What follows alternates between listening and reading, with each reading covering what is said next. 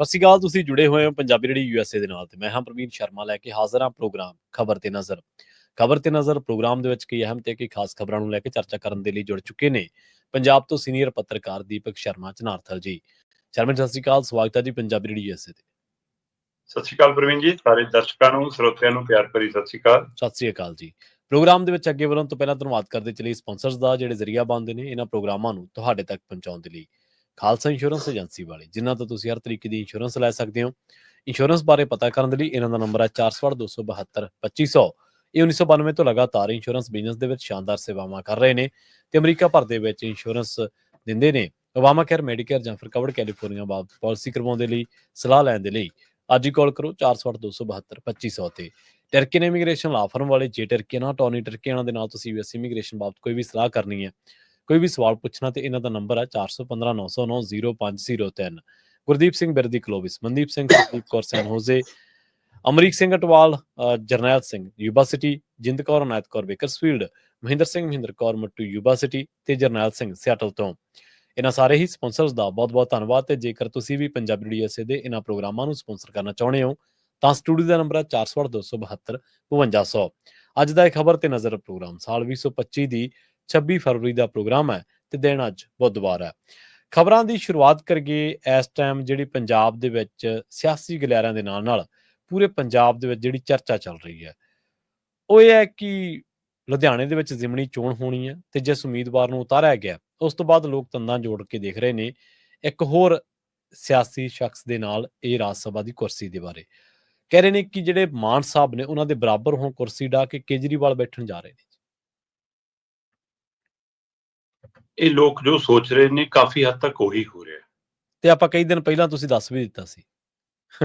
ਬਿਲਕੁਲ, ਬਹੁਤ ਦਿਨ ਪਹਿਲਾਂ ਆਪਾਂ ਖਾਸ ਕਰ ਜਦੋਂ ਦਿੱਲੀ ਦੇ ਨਤੀਜੇ ਆਏ ਹਾਂਜੀ ਉਹ ਤੋਂ ਬਾਅਦ ਹੀ ਆਪਾਂ ਗੱਲ ਕਰ ਰਹੇ ਸੀ ਕਿ ਅਰਵਿੰਦ ਕੇਜਰੀਵਾਲ ਹੁਣ ਕਿਸ ਭੂਮਿਕਾ ਚਾਉਣਾ ਚਾਹਣਗੇ, ਕਿਉਂਕਿ ਰਾਜਨੀਤਿਕ ਲੀਡਰ ਖਾਸ ਕਰ ਉਹ ਜਿਨ੍ਹਾਂ ਨੂੰ ਲਾਈਮਲਾਈਟ 'ਚ ਰਹਿਣ ਦੀ ਆਦਤ ਪੈ ਜਾਵੇ, ਜਿਨ੍ਹਾਂ ਨੂੰ ਸੱਤਾ 'ਚ ਰਹਿਣ ਦੀ ਆਦਤ ਪੈ ਜਾਵੇ ਔਰ ਜਿਹੜੇ ਇਸ ਚੀਜ਼ ਦੇ ਭੁੱਖੇ ਵੀ ਨਜ਼ਰ ਆਉਣ, ਫਿਰ ਉਹਨਾਂ ਨੂੰ ਕਾਹਲ ਹੁੰਦੀ ਹੈ ਕਿ ਅਸੀਂ ਕਿਤੇ ਨਾ ਕਿਤੇ ਜਲਦੀ ਫਿੱਟ ਹੋਈਏ।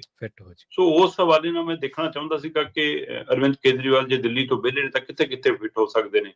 ਕੀ ਉਹ ਸਿੱਧੇ ਪੰਜਾਬ ਦੇ ਮੁੱਖ ਮੰਤਰੀ ਬਣ ਜਾਣਗੇ, ਫਿਰ 6 ਮਹੀਨੇ ਦੇ ਅੰਦਰ ਕੋਈ ਚੋਣ ਲੜਨਗੇ, ਜਾਂ ਲੁਧਿਆਣੇ ਤੋਂ ਜਿਮਨੀ ਚੋਣ ਲੜ ਸਕਦੇ ਨੇ, ਜਾਂ ਕਿਸੇ ਰਾਜ ਸਭਾ ਦਾ ਅਸਤੀਫਾ ਦਵਾ ਕੇ ਉੱਥਾਂ ਤੇ ਰਾਜ ਸਭਾ ਜਾ ਸਕਦੇ ਨੇ। ਇਸ ਸਵਾਲ ਨਾਲ ਗੱਲ ਕਰਦੇ ਆਪਾਂ ਕਹਿ ਸਕਦੇ ਕਿ ਉਹ ਸਭ ਤੋਂ ਵਧੀਆ ਆਪਸ਼ਨ ਉਹ ਰਾਜ ਸਭਾ ਜਾਣ ਦੀ ਹੈ। ਇੱਕ ਤਾਂ ਰਾਸ਼ਟਰੀ ਲੀਡਰ ਦੇ ਨਾਤੇ ਵੀ, ਤੇ ਦੂਸਰਾ ਫਿਰ ਕੰਟਰੋਲ ਰੱਖਣ ਦੇ ਹਵਾਲੇ ਨਾਲ ਵੀ, ਤੇ ਤੀਸਰਾ ਪੰਜਾਬ ਦੀ ਸੱਤਾ 'ਚ ਨੇੜੇ ਆਉਣ ਦੇ ਹਵਾਲੇ ਨਾਲ। ਸੋ ਬਿਲਕੁਲ ਉਹੀ ਰਾਹ ਉਹਨਾਂ ਨੇ ਚੁਣਿਆ। ਸੰਜੀਵ ਅਰੋੜਾ ਜਦੋਂ ਰਾਜ ਸਭਾ ਮੈਂਬਰ ਬਣੇ ਸੀ, ਜਾਂ ਇਹਨਾਂ ਦੇ ਨਾਲ ਹੋਰ 4 ਸਾਥੀ ਬਣੇ ਸੀ, ਕਿਉਂਕਿ 7 ਰਾਜ ਸਭਾ ਮੈਂਬਰ ਨੇ ਪੰਜਾਬ ਤੋਂ, 7 ਚੋਂ 2 ਤਾਂ ਪਹਿਲਾਂ ਹੀ ਸਿੱਧੇ ਬਾਹਰਲੇ ਬਣਾਏ ਸੀ ਉਹਨੇ, ਸੰਦੀਪ ਪਾਠਕ ਤੇ ਰਾਘਵ ਚੱਡਾ ਨੂੰ, ਉਹਦੇ ਤੇ ਵੀ ਪੰਜਾਬ 'ਚ ਹੋ ਹੱਲਾ ਮਚਿਆ ਸੀ। ਤੇ ਜਿਹੜੇ ਬਾਕੀ 5 ਬਣਾਏ ਉਹਨਾਂ 'ਚ ਵੀ ਲੈ ਦੇ ਕੇ ਜੇ ਬਲਵੀਰ ਸਿੰਘ ਸਿੰਚਲ ਉਹਨਾਂ ਨੂੰ ਇੱਕ ਪਾਸੇ ਵੀ ਕਰ ਲਓ ਤਾਂ 4 ਨੂੰ ਵੀ ਬੇਸ਼ੱਕ ਲਿਆ ਪੰਜਾਬ ਦੇ ਖਾਤੇ 'ਚੋਂ ਕਹਿ ਕੇ ਪੰਜਾਬ, ਪਰ ਉਹਨਾਂ ਦੀ ਪੰਜਾਬ ਦੇ ਵਿਕਾਸ 'ਚ, ਪੰਜਾਬ ਦੀ ਉੱਨਤੀ 'ਚ, ਪੰਜਾਬ ਦੇ ਸਿੱਧੇ ਕਿਸੇ ਮੁੱਦੇ ਤੇ ਯੋਗਦਾਨ 'ਚ ਕੁਝ ਲੱਭਦਾ ਨਹੀਂਗਾ, ਕੋਈ ਟਿੱਪਣੀ ਵੀ ਹੈ ਨਹੀਂ। ਸੋ ਇਸ ਲਈ ਉਹਨਾਂ ਦਾ ਫਿਰ ਰੋਲ ਵੀ ਕੋਈ ਜਿਹਾ ਨਜ਼ਰ ਨਹੀਂ ਆਇਆ ਉੱਥੇ ਰਾਜ ਸਭਾ ਦੇ ਅੰਦਰ ਕਿ ਹਾਂ ਪੰਜਾਬ ਪੱਖੀ ਕੋਈ ਜਿਹਾ ਖਾਸ ਰੋਲ ਵੀ ਕਿਤੇ ਲੱਭਿਆ ਹੋਵੇ। ਸੋ ਇਸ ਲਈ ਉਹਨਾਂ ਦੀ ਜਦੋਂ ਚੋਣ ਹੋਈ ਸੀ ਤਦ ਵੀ ਪੰਜਾਬ 'ਚ ਹੋਲਾ ਮਚਿਆ ਸੀ ਕਿ ਬਾਈ ਕਿੰਨੇ 'ਚ ਵਿਕਿਆ ਇਹ ਮਾਲ, ਕਿੰਨੇ 'ਚ ਸੌਦਾ ਹੋਇਆ, ਮਤਲਬ ਲੋਕ ਐਂ ਗੱਲਾਂ ਕਰਦੇ ਸੀ। ਸਹੀ ਹੈ। ਤੇ ਉਸ ਸਾਰੀ ਪ੍ਰਕਿਰਿਆ 'ਚੋਂ ਅੱਜ ਸੰਜੀਵ ਅਰੋੜੇ ਦੇ ਅਸਤੀਫੇ ਵਾਲਾ ਪਹਿਲੂ ਇਸ ਤਰ੍ਹਾਂ ਬਣਾਇਆ ਗਿਆ ਕਿ ਜਨਾਬ ਤੁਹਾਨੂੰ ਅਸਤੀਫਾ ਦਵਾ ਕੇ ਜੇ ਪਹਿਲਾਂ ਚੋਣ ਲੜ ਲਓ, ਫਿਰ ਜੇ ਜਿੱਤ ਕੇ ਤਾਂ ਅਸਤੀਫਾ ਹੋ ਜਾਊਗਾ, ਚੋਣ ਅਸੀਂ ਜਿਤਾ ਦਾਂਗੇ ਤੇ ਤੁਸੀਂ ਐਮਐਲਏ ਬਣ ਜਾਓਗੇ। ਐਮਐਲਏ ਬਣ ਕੇ 2 ਪੋਸਟਾਂ ਖਾਲੀ ਪਈਆਂ ਕੈਬਨਿਟ ਦੇ ਵਿੱਚ, ਤੁਹਾਨੂੰ 1 ਪੋਸਟ ਤੇ ਮੰਤਰੀ ਬਣਾ ਦਾਂਗੇ, ਤੁਸੀਂ 2 ਸਾਲ ਮੰਤਰੀ ਬਣ ਮਾਣੋ ਤੇ ਇਹ ਸੀਟ ਖਾਲੀ ਹੋ ਜੂਗੀ। ਇਹਦੇ ਰਾਹੀਂ ਕੇਜਰੀਵਾਲ ਜੀ ਰਾਜ ਸਭਾ ਚਲੇ ਜਾਣਗੇ। ਸਿੱਧਾ ਜੋ ਸਪਸ਼ਟ ਦਿਖਦਾ ਉਹ ਇਹ ਫਾਰਮੂਲਾ ਹੈ। ਹੁਣ ਇਸ ਫਾਰਮੂਲੇ ਨੂੰ ਜੇ ਦੇਖਣਾ ਹੋਵੇ ਤਾਂ ਪ੍ਰਵੀਨ ਜੀ, ਦਿੱਲੀ ਦੇ ਵਿੱਚ ਆਤਸ਼ੀ ਤੋਂ ਜਦੋਂ ਮੁੱਖ ਮੰਤਰੀ ਬਣੀ ਉਹ ਤੋਂ ਪਹਿਲਾਂ ਸਵਾਤੀ ਮਾਲੀਵਾਲ ਕਾਂਡ ਹੋਇਆ ਸੀ। ਜੀ ਸਵਾਤੀ ਮਾਲੀਵਾਲ ਕਾਂਡ ਵੀ ਕੁਝ ਅਜਿਹਾ ਹੀ ਸੀਗਾ। ਉਸ ਸਮੇਂ ਕੇਜਰੀਵਾਲ ਤੇ ਉਹਨਾਂ ਦੇ ਨੇੜਲੇ ਚਾਹੁੰਦੇ ਸੀਗੇ ਕਿ ਸਵਾਤੀ ਮਾਲੀਵਾਲ ਅਸਤੀਫਾ ਦੇ ਦੇਵੇ ਰਾਜ ਸਭਾ ਤੋਂ ਤੇ ਉਹਦੀ ਥਾਂ ਤੇ ਵਿਭਵ ਕੁਮਾਰ ਨੂੰ ਅਸੀਂ ਰਾਜ ਸਭਾ ਭੇਜ ਦਿੱਤੀ। ਤੇ ਸਵਾਤੀ ਮਾਲੀਵਾਲ ਅੜ ਗਈ ਕਿ ਵੀ ਮੈਂ ਅਸਤੀਫਾ ਨਹੀਂ ਦਿੰਦੀ, ਕਿਉਂਕਿ ਰਾਜ ਸਭਾ ਦੀ ਇੱਕ ਅਜਿਹੀ ਪੋਸਟ ਹੈ ਕਿ ਜੇ ਪਾਰਟੀ ਤੁਹਾਨੂੰ ਪਾਰਟੀ ਚੋਂ ਕੱਢ ਵੀ ਦੇਵੇ ਤਾਂ ਵੀ ਤੁਹਾਡੀ ਰਾਜ ਸਭਾ ਨੂੰ ਕੋਈ ਖਤਰਾ ਨਹੀਂ। ਤੁਸੀਂ ਆਪਣਾ 7 ਸਾਲ ਉਹਦਾ 6 ਸਾਲ ਉਹਦਾ ਪੂਰਾ ਆਨੰਦ ਮਾਣ ਸਕਦੇ ਹੋ। ਸੋ ਹੁਣ ਪੰਜਾਬ ਦੇ ਵਿੱਚ ਜਿਹੜੇ ਸੰਜੀਵ ਅਰੋੜਾ ਨੇ, ਇਹਨਾਂ ਦਾ ਅਜੇ 3.5 ਸਾਲ ਦਾ ਟਰਮ ਪਈ ਆ ਜੀ ਤੇ ਇਸ ਹਵਾਲੇ ਨਾਲ ਕਿ 3.5 ਸਾਲ ਦੀ ਟਰਮ ਦੇ ਲਈ ਕਿਉਂਕਿ ਉਹ ਸਵਾਤੀ ਮਾਲੀਵਾਲ ਨਹੀਂ ਹੈ ਕਿ ਉਹ ਬਿਜ਼ਨਸਮੈਨ ਨੇ ਤੇ ਬਿਜ਼ਨਸਮੈਨ ਨਾਲ ਫਿਰ ਡੀਲ ਹੁੰਦੀ ਆ। ਹੁਣ ਸਾਨੂੰ ਨਹੀਂ ਪਤਾ ਕਿ ਇਹ ਕੋਈ ਲੈਣ ਦੇਣ ਦੀ ਡੀਲ ਹੋਈ ਹੈ ਜਾਂ ਰਾਜਨੀਤਿਕ ਧਮਕੀ ਦੀ ਵੀ ਡੀਲ ਹੋਈ ਹੈ ਕਿ ਅਰੋੜਾ ਸਾਹਿਬ ਬਿਜ਼ਨਸ ਅਸੀਂ ਪੰਜਾਬ 'ਚ ਕਰਨਾ, ਸਰਕਾਰ ਤਾਂ ਆਪਣੀ ਉਹ ਹੈ। ਸੋ ਹੁਣ ਇਹਨੂੰ ਦੋਵੇਂ ਪਾਸਿਓਂ ਲਿਆ ਜਾ ਸਕਦਾ, ਇਹ ਸਹੂਲਤ ਵਾਲੇ ਪਾਸੇ ਲਈ ਵੀ ਹੈ, ਇਹ ਧਮਕੀ ਵਾਲੇ ਪਾਸੇ ਲਈ ਵੀ ਹੈ। ਕਾਰੋਬਾਰੀ ਤੇ ਸਿਆਸਤਦਾਨ ਦੀ ਬਾਂਹ ਤੋੜਨੀ ਸੌਖੀ ਹੈ ਜੀ। ਹਾਂ ਚਲੋ ਅਗਲਾ ਆਪਣਾ ਅਗਲੇ ਦੀ ਪਾਰਟੀ ਦਾ ਬਈ ਹੁਣ ਤਾਂ ਨੁਮਾਇੰਦਾ ਹੀ ਕਹਾਂਗੇ ਅਸੀਂ ਕਿ ਨੁਮਾਇੰਦਾ, ਇਸ ਲਈ ਅਗਲੇ ਨੇ ਆਪਣੇ ਹਾਈ ਕਮਾਂਡ ਲਈ ਰਾਹ ਖੋਲਤਾ। ਸੋ ਇਹ ਤੈਅ ਆ ਜੀ ਕਿ ਕੇਜਰੀਵਾਲ ਹੁਣ ਰਾਜ ਸਭਾ ਜਾਣਗੇ, ਪਰ ਕੀ ਇਕੱਲੇ ਕੇਜਰੀਵਾਲ, ਮਨੀਸ਼ ਸਿਸੋਦੀਆ ਕੀ ਕਰਨਗੇ? ਜੀ ਸਹੀ ਹੈ। ਉਹਦੇ ਲਈ ਕਹਿੰਦੇ ਜੀ ਹਰਭਜਨ ਸਿੰਘ ਭੱਜੀ ਨੂੰ ਮਨਾਇਆ ਜਾ ਰਿਹਾ, ਉਹਨਾਂ ਦਾ ਵੀ ਅਸਤੀਫਾ ਕਰਾਉਣ ਦੀ ਕਵਾਇਦ ਹੈ ਕਿ ਜੀ ਮੈਨੂੰ ਸਮਾਂ ਨਹੀਂ ਮਿਲਦਾ, ਮੈਂ ਹਾਜ਼ਰੀ ਨਹੀਂ ਭਰ ਸਕਦਾ ਜੀ, ਇਸ ਲਈ ਮੈਂ ਅਸਤੀਫਾ ਦੇਣਾ, ਤੇ ਉਹਦੇ ਰਾਹੀਂ ਫਿਰ ਮਨੀਸ਼ ਸਿਸੋਦੀਆ ਵੀ ਜਾ ਸਕਦੇ ਆ। ਇਹ ਸੈਕੰਡ ਜ਼ੋਨ ਹੈ। ਪਰ ਜਿਹੜਾ ਫਸਟ ਜ਼ੋਨ ਹੈ ਉਹਦੀ ਜਿੱਦਾਂ ਹੀ ਸੰਜੀਵ ਅਰੋੜੇ ਦੀ ਉਮੀਦਵਾਰੀ ਐਲਾਨੀ, ਪੰਜਾਬ 'ਚ ਹੀ ਚਰਚਾ ਤੁਰੀ ਕਿ ਜੀ ਕੇਜਰੀਵਾਲ ਪੰਜਾਬ ਆ ਜਾਣ, ਕੇਜਰੀਵਾਲ ਪੰਜਾਬ ਨੂੰ ਚਲਾਉਣ। ਹੁਣ ਇੱਥੇ ਦੋ ਧਾਰਨਾਵਾਂ ਨੇ। ਪਹਿਲੀ ਧਾਰਨਾ ਇਹ ਹੈ, ਉਹ ਕਹਿੰਦੇ ਵੀ ਚਾਹੇ ਕੇਜਰੀਵਾਲ ਪੰਜਾਬ ਆਵੇ ਜਾਂ ਨਾ ਆਵੇ, ਹੁਣ ਵੀ ਤਾਂ ਪੰਜਾਬ ਸਰਕਾਰ ਉਹੀ ਚਲਾ ਰਿਹਾ, ਹੁਣ ਵੀ ਤਾਂ ਉਹਦੇ ਕੰਟਰੋਲ 'ਚ ਹੈ। ਜਿਹੜਾ ਬੰਦਾ ਚੀਫ ਸੈਕਟਰੀ ਨੂੰ, ਫਾਈਨਾਂਸ ਸੈਕਟਰੀ ਨੂੰ, ਡੀਜੀਪੀ ਨੂੰ, ਹੋਰ ਅਫਸਰਾਂ ਨੂੰ ਪੰਜਾਬ ਦੇ ਮੁੱਖ ਮੰਤਰੀ ਦੀ ਗੈਰ ਹਾਜ਼ਰੀ 'ਚ ਬਿਠਾ ਕੇ ਮੀਟਿੰਗਾਂ ਕਰ ਸਕਦਾ ਹੈ ਨਾ, ਜਿਹੜਾ ਦਿੱਲੀ ਅਫਸਰਾਂ ਨੂੰ ਤਲਬ ਕਰ ਸਕਦਾ ਹੈ, ਐਮਐਲਏ ਮੰਤਰੀਆਂ ਨੂੰ ਦਿੱਲੀ ਤਲਬ ਕਰ ਸਕਦਾ ਹੈ, ਠੀਕ ਹੈ ਨਾ, ਉਹ ਹੁਣ ਵੀ ਤਾਂ ਉਹੀ ਚਲਾ ਰਿਹਾ, ਉਹਦੇ ਹੁਕਮ ਚੱਲਦੇ ਨੇ। ਜੀ ਸਹੀ ਹੈ। ਦੂਸਰੀ ਧਾਰਨਾ ਉਹ ਕਹਿੰਦੇ ਕਿ ਹੁਣ ਅਰਵਿੰਦ ਕੇਜਰੀਵਾਲ ਹਾਰਿਆ ਹੋਇਆ, ਤੇ ਹਾਰੇ ਹੋਏ ਦੇ ਨਾਤੇ ਉਹਦੇ ਕੋਲ ਸਿੱਧੀ ਕੋਈ ਸੱਤਾ ਸੁੱਖ ਦੀ ਚਾਬੀ ਨਹੀਂ ਹੈ ਜੀ, ਤੇ ਉਹਨੂੰ ਜਿਸ ਪ੍ਰਕਿਰਿਆ 'ਚ ਰਹਿਣ ਦੀ ਆਦਤ ਹੈ, ਹੂਟਰ ਵਾਲੀਆਂ ਗੱਡੀਆਂ, ਸਲੂਟ ਵੱਜਣੇ, ਖਿੜਕੀ ਖੁੱਲਣੀ, ਹੈ ਨਾ, ਉਹ ਸਾਰੀ ਪ੍ਰਕਿਰਿਆ ਬੰਦ ਹੈ।